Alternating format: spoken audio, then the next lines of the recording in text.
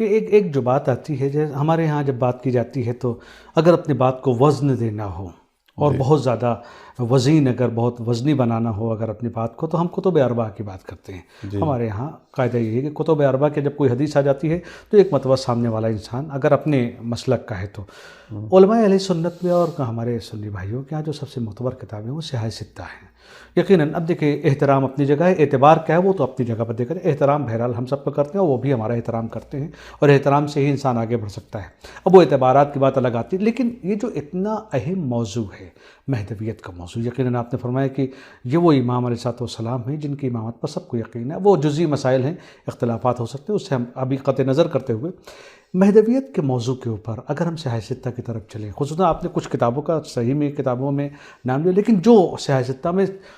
پہلے اور دوسرے گریڈ کی کتاب آتی ہیں، ہماری صحیح بخاری ہے، صحیح مسلم ہے، ان دو کتابوں میں کیا امام مہدی علیہ السلام سے گفتگو ہے، احادیث کو نقل کیا گیا ہے، اور کیا گیا ہے تو کس زاویے سے؟ دیکھیں جی، پہلے تو بات یہ ہے کہ سیاہ ستہ میں ذکر ہے، میں نے کچھ کتابوں کا نام لیا ہے، جیسے داؤد ہے، ترمذی ہے، ابن ماجہ ہے، کچھ کا نام میں نے لیا، نسائی ہے، سنن نسائی ہے۔ آپ کی خدمت میں عرض کریں، پہلے تو بات یہ۔ دوسری بات یہ ہے کہ خود صحیح بخاری اور صحیح مسلم جو ہیں، درست ہے اس کے اندر صحیح احادیث کو جمع کیا ہے انہوں نے اپنی نگاہ سے، لیکن انہوں نے یہ نہیں کہا کہ اس کے علاوہ صحیح احادیث نہیں ہیں۔ صحیح۔ میں ایک عبارت آپ کی خدمت میں جناب حاکم نشاپوری کی ذکر کرتا ہوں، بہت بڑی شخصیت ہے علماء اہل سنت میں۔ وہ کہتے ہیں کہ جناب بخاری اور مسلم نے کبھی بھی یہ نہیں کہا کہ ہماری کتابوں کے علاوہ کہیں کوئی صحیح حدیث نہیں ہے۔ انہوں نے کچھ صحیح احادیث کو اپنی کتابوں میں جمع کیا ہے، لیکن جو وہ نہیں جمع کر سکے اس کا مطلب یہ نہیں ہے کہ وہ صحیح نہیں ہے۔ کچھ انہوں نے جمع کیا، کچھ دیگر کتابوں میں جمع ہوئی۔ اب مسئلہ جو ہے وہ جو آپ فرما رہے ہیں کہ عام طور پر جو لوگ سوال کرتے ہیں وہ اس لیے کرتے ہیں کہ صحیح بخاری اور صحیح مسلم کے اندر لفظ مہدی، بالخصوص صحیح بخاری کے حوالے سے وہ کہتے ہیں کہ لفظ مہدی نہیں ذکر ہوا، اور یہ ذکر ہوا ہے کہ نبی کریم صلی اللہ علیہ وآلہ وسلم کی نسل سے ایک ہستی نے ظاہر ہونا ہے جس نے زمین کو عدل و انصاف سے بھرنا ہے۔ ایک رجل کا، ایک شخص کا ذکر ہے، لیکن لفظ مہدی جو ہے وہ ذکر نہیں ہوا۔ اب اس میں پیچھے کیا مسائل ہیں ہمیں نہیں پتہ، لیکن ہم یہ دیکھتے ہیں کہ صحیح بخاری میں جہاں بھی اس طرح کی روایت آئی ہے، اس کے جو شارح ہیں جنہوں نے صحیح بخاری کی شرح کی ہے، انہوں نے اس کے نیچے لکھا ہے کہ یہاں رجل سے مراد مہدی ہے۔ اور یہی روایت جب کسی اور اہل سنت کی کتاب میں آئی، مثلا وہی روایت اگر سنن داؤد میں آئی ہے یا نسائی میں آئی ہے یا ترمذی میں آئی ہے، انہوں نے اسی روایت کو امام مہدی کے نام سے ذکر کیا ہے، انہوں نے اس کو بے عنوان رجل ذکر کیا ہے، یعنی اس پر عنوان مہدی نہیں ہے۔ یہ جہاں لفظ رجل لکھتے ہیں وہاں باقی جو سیاہ ستہ کے مصنفین ہیں وہ وہاں لفظ مہدی لکھتے ہیں۔ ایک تو ایسے کتاب ہے کہ الجامع الصحیح، اس کے اندر بھی انہوں نے اکٹھا کیا ہے اور ان تمام روایات کو جو صحیح بخاری اور صحیح مسلم میں آئی ہیں، اور اس کے ذیل میں انہوں نے بیان کیا کہ یہاں یہ روایات جو ہیں وہ مراد یہاں امام مہدی ہیں، نہ کہ یہاں مراد کوئی اور شخص ہے۔ یہ رجل جو ہے اس سے مراد امام مہدی ہیں۔ اس کے علاوہ آپ کی خدمت میں عرض کریں، انہوں نے وہی موضوعات جو امام زمان اجل اللہ فرج الشریف کے ہیں، انہی موضوعات کو صحیح بخاری اور صحیح مسلم میں جو ہے وہ ذکر کیا گیا۔ مثلا آپ دیکھیں خروج دجال کی احادیث جو ہیں وہ آئی ہیں صحیح بخاری اور صحیح مسلم میں، اور جب بھی کہیں دجال کا ذکر ہے وہاں امام مہدی کا بھی لا محالہ ذکر ہے۔ اور آپ کی خدمت میں عرض کریں، اسی طرح حضرت عیسیٰ ابن مریم کے نزول کی روایات اور احادیث جو ہیں وہ صحیح بخاری اور صحیح مسلم میں آئی ہیں، اور جہاں بھی حضرت عیسیٰ کے نزول کا ذکر ہے وہاں امام مہدی کا بھی ذکر ہے۔ میں بے عنوان مثال جناب بخاری نے ابو ہریرہ سے جو ہے یہ حدیث نقل کی ہے کہ جناب ابو ہریرہ رضی اللہ تعالیٰ عنہ فرماتے ہیں کہ پیغمبر اکرم صلی اللہ علیہ وآلہ وسلم نے فرمایا کہ کیف انتم اذا نزل ابن مریم فیکم و امامکم منکم، کہ آپ کیسا محسوس کریں گے کہ ایک زمانہ آنے والا ہے کہ ابن مریم جو ہیں، فرزند مریم، وہ آپ کے درمیان جو ہے وہ نازل ہوں گے،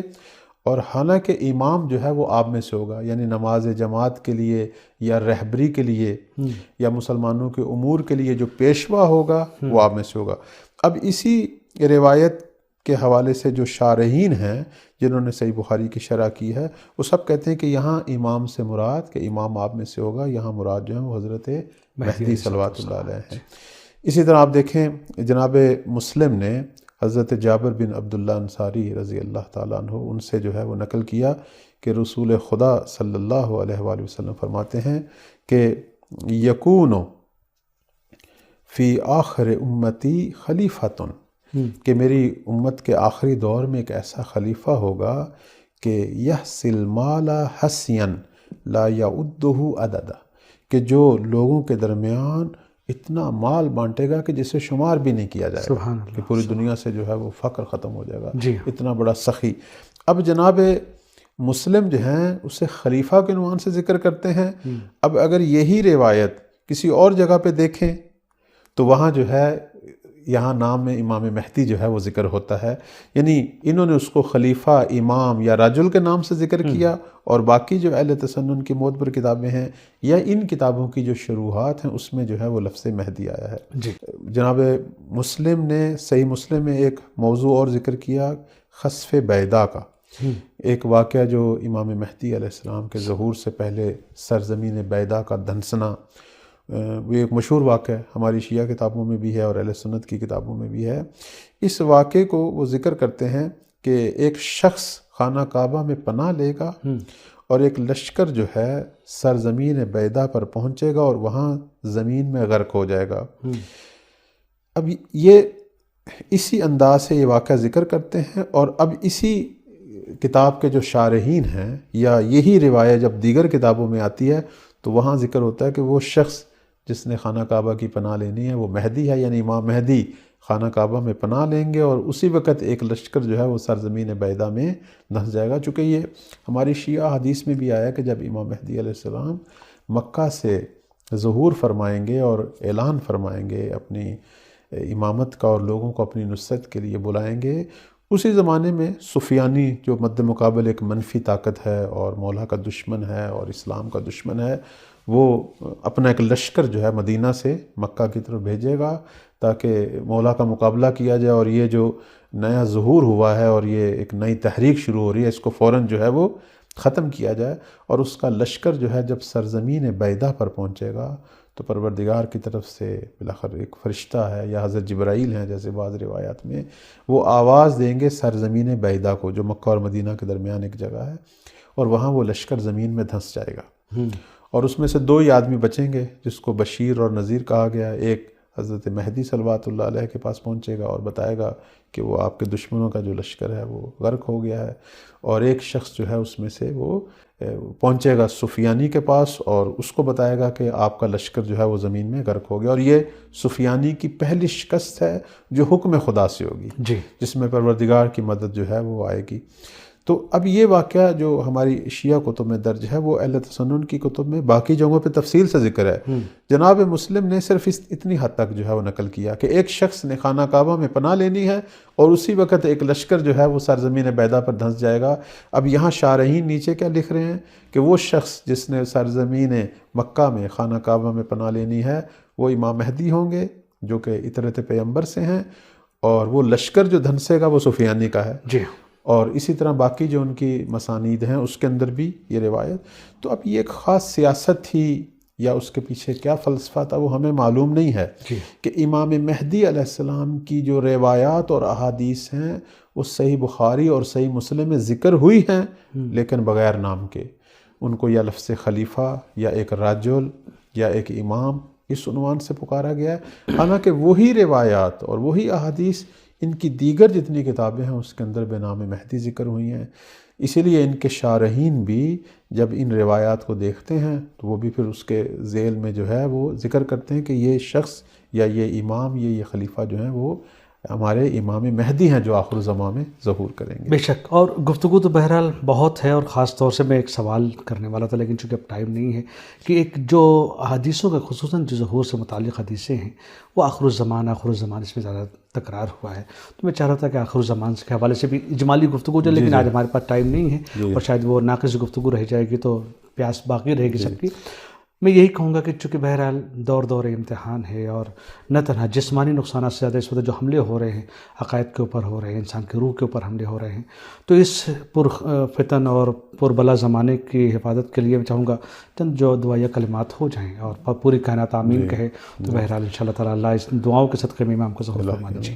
آخر الزماں کے حوالے سے دو تعبیریں، ہمارے دو طرح کے آخر الزماں ہیں. ایک آخر الزماں ہے جو فتنوں سے بھرا ہوا ہے، وہ یہی ہے. جی چونکہ نبی کریم صلی اللہ علیہ وآلہ وسلم جو ہیں وہ اپنے آپ کو بھی کہتے تھے میں آخر الزماں کا پیغمبر ہوں. جی اور ان کے بعد سے لے کر اب تک جو ہم حالات دیکھ رہے ہیں مسلمانوں کے، وہ جن حالات سے ہم دوچار ہیں، یہ فتنوں کا دور ہے. یہ مسلمانوں میں جو ہے وہ بکھرنے کا اور فرقہ بازی کا اور باہمی جھگڑوں کا، اختلافات کا دور ہے، اور بے پناہ مصیبتیں جو ہیں ہم پر اغیار کی طرف سے آ رہی ہیں. یہ دور ہے. ایک آخر الزماں سے مراد جو ہے وہ آخر الزماں ہے کہ جو امام مہدی علیہ السلام سے شروع ہوگا. جی وہ ایک اچھا دور ہے کہ جس کے اندر جو ہے وہ زمین جو ہے وہ پرامن ہو جائے گی، زمین پر عدل و انصاف کی حکومت چھا جائے گی، زمین پر ایک سعادت مند دور شروع ہوگا کہ جب زمین اللہ کے نور سے چمکے گی. تو ایسا دور ہے کہتے ہیں کہ جب امام مہدی علیہ السلام حکومت بپا کریں گے، قبروں کے اندر مردے بھی ایک دوسرے کو مبارکباد دیں گے. سبحان اللہ. اور آسمانی جو مخلوقات ہیں وہ زمین والوں کو دیکھیں گی تو رشک کریں گی. اور زمین جو ہے وہ مرکز ہوگی عبادت پروردگار کا. جس طرح سورہ نور کے اندر اللہ نے اس زمانے میں زمین کی جو حالت ہے اس کی جو ہے تشریح کی، وہ 55 نمبر آیا میں، کہ زمین جو ہے وہ ساری کی ساری جو ہے وہ میری عبادت میں مشغول ہوں گے، اور کوئی خوف نہیں ہوگا، اور امن و امان ہوگا، اور اسلام کا تمام ادیان پر غلبہ ہوگا. تو بس آخری دور سے دو معنی ہیں. یہ آخری دور ہے جس سے ہم گزر رہے ہیں، چونکہ اس کے بعد ایک ہی دور ہے امام مہدی کا، یعنی ان سے پہلے کا یہ آخری دور ہے. اس اعتبار سے یہ ایک مشکل دور ہے. اور ایک وہ آخری دور جو زمین کا آخری دور ہے کہ جس کے بعد قیامت ہے، وہ امام مہدی علیہ السلام اور ان کے بعد آنے والے جو 12 ان کے اوصیاء ہیں ان کا دور ہے. اور اللہ ہم سب کو وہ دور دکھائے. اور یہاں چونکہ سب ناظرین اس پروگرام کو دیکھ رہے ہیں اور سب کے دلوں میں یہ تشنگی ہے کہ ہم بھی امام علیہ السلام کا دیدار کریں، ان کی زیارت کریں، ان کا زمانہ ظہور دیکھیں. اس حوالے سے میں میں خود تو اس قابل نہیں ہوں کہ کوئی نصیحت کروں. امام جعفر صادق علیہ السلام کا فرمان جو ہے سب ناظرین کی خدمت میں بیان کروں گا کہ وہ فرمایا کرتے تھے کہ دعائے عہد کی تلاوت کیا کریں. جس نے ہمارے قائم کا دور دیکھنا ہے وہ دعائے عہد کی تلاوت کیا کریں. اور دعائے عہد جو ہے یعنی عہد و پیمان ہے، امام زمان اجل اللہ فرجہ شریف کی بیعت ہے، اس کو خود بیان کرنے والے بھی امام صادق علیہ السلام ہیں. سبحان اللہ. چونکہ ان کے اصحاب جو ہیں مولا کے، وہ اکثر جو ہیں وہ اس خواہش کا اظہار کرتے تھے کہ کاش ہم مہدی کا زمانہ دیکھتے. تو مولا نے اپنے اصحاب اور امام کے دور تک آنے والے تمام شیعوں کے لیے یہ خوبصورت سا ہدیہ ہمیں دیا ہے کہ جو شخص 40 دن اس دعا کی تلاوت کرے گا، اور یہ دعا موجود ہے ہماری کتابوں میں، مفاتیح میں موجود ہے، گوگل پر سرچ کریں موجود ہے، 40 دن خلوص دل سے صبح کے وقت دعا کرے گا، یا تو اللہ اس کی عمر اتنی طولانی کر دے گا کہ مہدی کا دور دیکھے گا، یا اگر وہ دنیا سے چلا بھی جائے گا تو جب بھی قائم علیہ السلام ظہور فرمائیں گے خدا اس کو دوبارہ زندہ کرے گا. بہت خوب، بہت عمدہ. واقعاً آپ نے جو سوغات تھی، جو ہدیہ تھا، آپ نے جلسے کے پروگرام کے لاسٹ میں دے دیا. بہت بہت شکر گزار ہیں ہم آپ کے کہ آپ نے بہترین باتیں کی، اور انشاءاللہ تعالیٰ زندگی رہی تو یہ سلسلہ جاری رہے گا اور آپ سے استفادہ کرتے رہیں گے، اور تمام ناظرین تک آپ کی یہ فائدہ مند اور بیش قیمت گفتگو کو پہنچانے کی کوشش کرتے رہیں گے.